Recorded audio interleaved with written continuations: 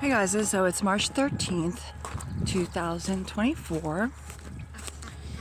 Now, I've been out here for hours. It's a little bit before 1 p.m. Eastern time right now. I just got myself some lunch. It's just I put some oats, some rolled oats into some milk, and then let that soak for a while. And it's got some frozen mango, strawberry, and a little bit of brown sugar in it. It's real good. But I had to take a break because I've been out here for hours working on some stuff. I thought I was gonna spray my fruit trees today.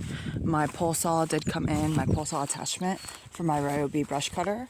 So I'm gonna be able to do that upper part of that back apple tree there. But this is what I've been working on. It looks like quite a mess still. But it was very heavily matted. Like if you can see, like this grass, it was very heavily matted. So again, I did not harvest my garlic before I left here a few years ago after the Naval Research Laboratory almost killed me.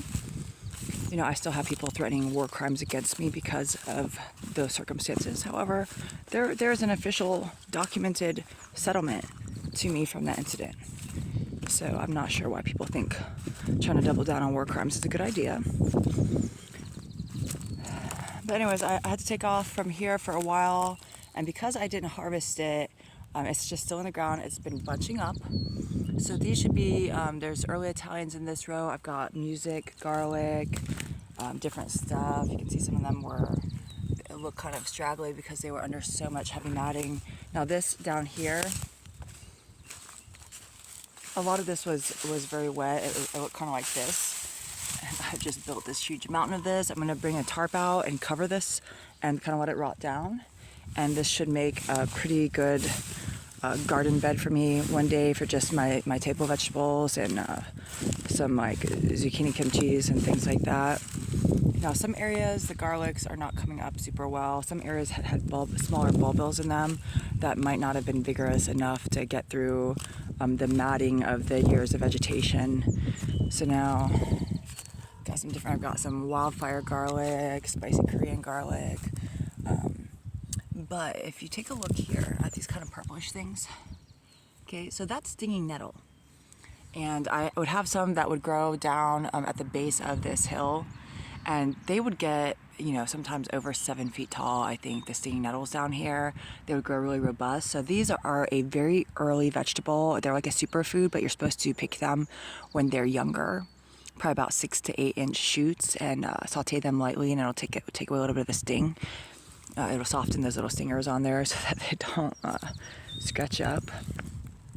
But I'll be excited to harvest some of these, but they're kind of everywhere. I'd had the burdock invade. That big brush pile up there, I just was making today from a lot of these little burdock tree things. I still have to get some of them out from under there.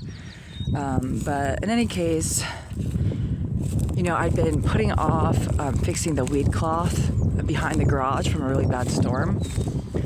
And I was trying to figure out where am I going to move this garlic to unbunch it, to try to let it grow a little bit better, because I haven't been able to test it yet to see if it'll still be usable as seed garlic. I have to test it for nematodes and fungus or some such.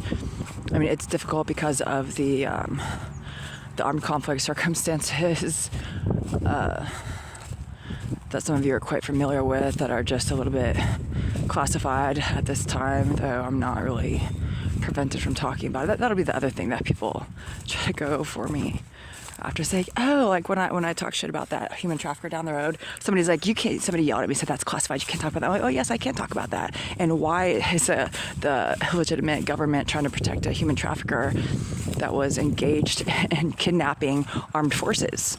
Anyways, he's probably former Delta or some such, but he's with the clowns. Anyways, this here,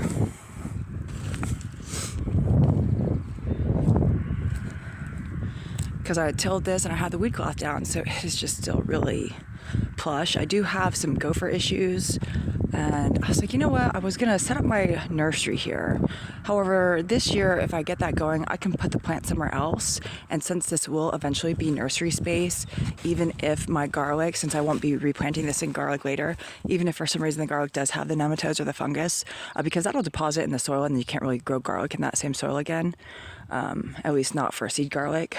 So, you know, it could still be good culinary value to me, but the varieties of garlic that I have, some put off quite large bulbils, which grow above ground and so are not impacted by nematodes and fungus. So I will be able to reset like a whole new batch of garlics off of the large bulbils if I can just get the plants divided and growing again. So I'm going to go ahead and probably, I don't know, we'll see. I might keep that part down there, weed cloth, and I'm going to put the garlic in here. Something I got to get done this month if I want it to try to grow up well enough to put up some bulbils or some such. But even though I won't be able to get all of the garlic moved here because it's just a massive quantity of it, I'll at least be able to get some sizing back up again from having been clumped up for too many years. Yeah, it's so soft in through here. I've got to go for action. So I get a little bit concerned about how this stuff is gonna go, but we'll see.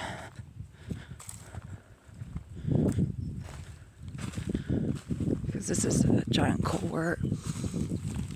I'm trying to plant a lot more sea kale this year, but I'm going to see how many. The sea kale seeds have a really low germination rate, but I'm going to see how many I can go.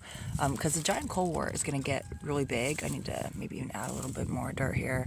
But the slugs and everything just absolutely love it, which is probably not a bad thing as far as, you know, nutrition quality wise, because I'd like to be able to make some kimchi out of it and things like that.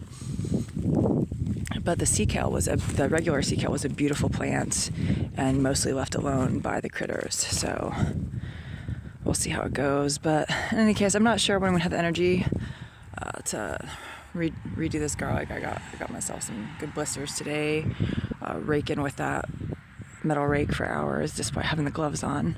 But I'm super excited about a lot of things. I know some of you guys are working really hard on some of the agricultural development food security initiatives, and I really appreciate you all. I'm trying to keep the energy going here at Scary Farmhouse until I can get out to the development network sites.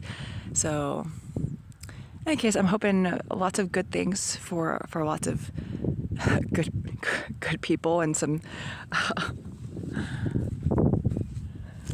not good things against some not great people. But we'll keep it popping over here, guys. You know, it's people, they try to say that I'm not getting work done when I'm working on this stuff, but it triggers people, the kind of people that need to get triggered in order to help identify themselves. It just triggers them into foaming at the mouth violently. So it gets interesting. But I'm gonna finish this, take a break, and see how it goes. My fruit trees, I'm trying to see what form and what height these will not naturally grow to, these peach trees here. But I gotta get everything sprayed soon, and then I might do another spray later because, you know, these apple trees, I haven't actually sprayed them since I bought this property back in March of 2018. Again, I bought this property, this Scary Farmhouse on 5 acres for $30,000 in March 2018, and some people think I got some sort of special deal, but it was just on the market all winter. Nobody had even looked at it. By the time I looked at it, the basement was flooded and everything. But I love it here. It's really great for my waterfowl. I gotta get more paddocking and stuff done for the animal creatures. And in any case, I'm already exhausted for today, so I'll see how much more I get done. But I'll check in with you guys later. Take it easy, or not.